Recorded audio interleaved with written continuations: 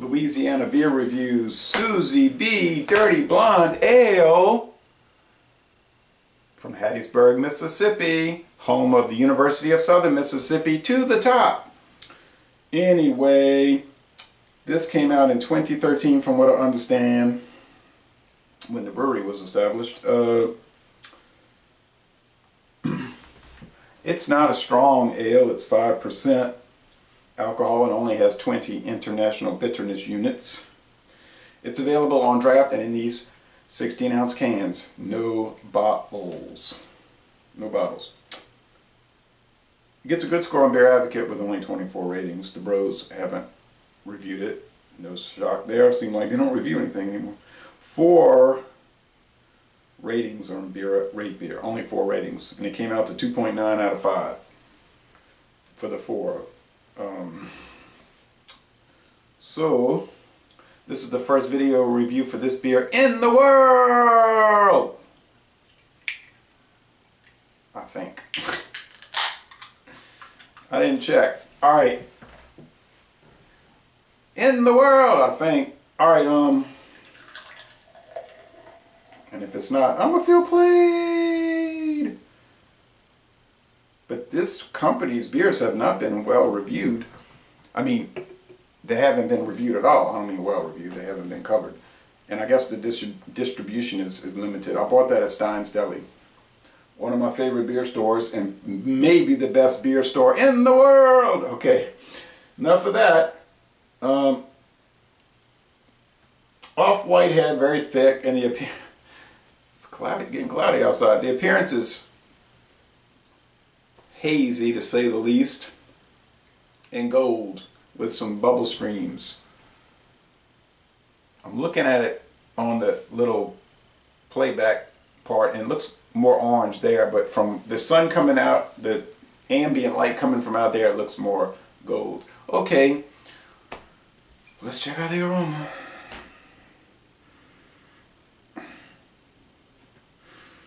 It's just like a standard bread, almost like sourdough bread. How can that be?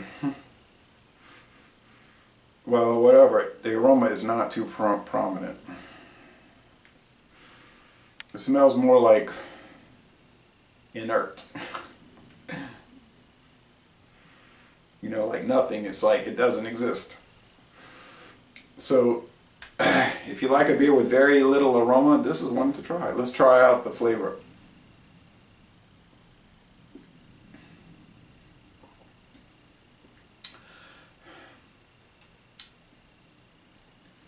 Well, a very low profile taste, like a little bit of sweet bread, some slight citrus, low bitterness.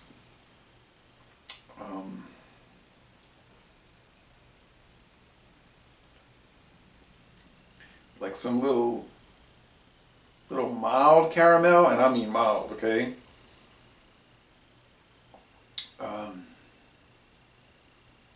The mouthfeel is on the watery side. There's a little body to it though, and the finish is, as you can tell, dry.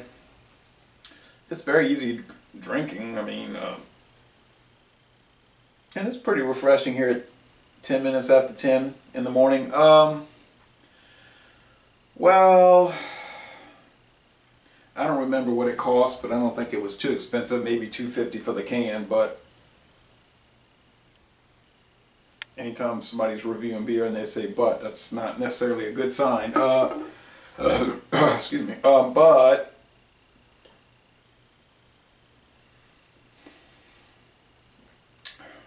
a lot of times they'll improve as I drink them down. Well, but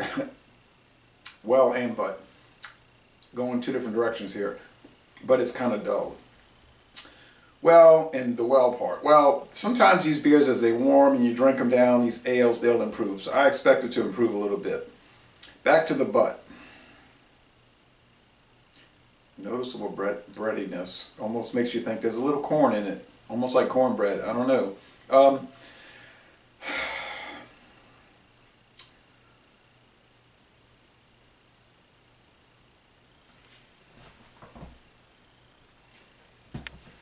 You hate to talk about price, but everybody does think about it, I think, even if they don't want to talk about it. For something like this, I can't see paying a lot for it. Their Fire Ant was very good, and that red ale, I can't remember the name of it, that was really nice. The Fire Ant was dynamite. This one's pretty dull. You could buy a Budweiser. I'm thinking of a 5% alcohol beer. Budweiser, if you bought a pint of that, it would be way cheaper. It would have more flavor, a sharper aroma, a better aroma. The taste would be more pronounced,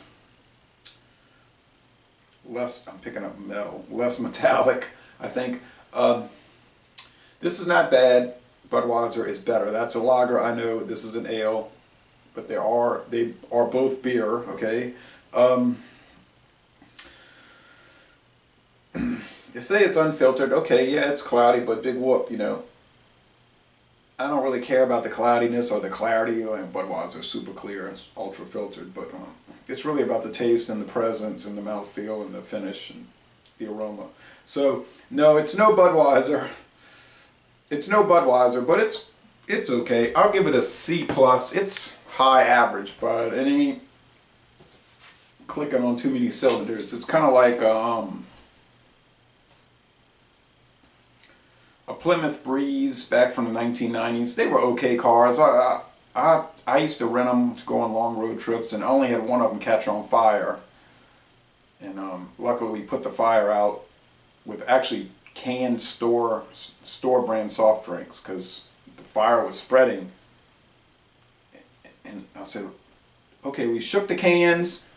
I said, let's shake the cans, and we opened it up. Psh, it was like little fire extinguishers. And then we got back to the rental place. You can imagine all the controversy with that. But this is kind of like that. It probably won't catch on fire or make you sick or ill, but it ain't too great. So, laissez le bon temps roulé. No, scratch that. I don't say that when the beer is just average. So, I'm going to end this review by saying it's worth trying, because most beers are. And goodbye. Y'all come on down to New Orleans.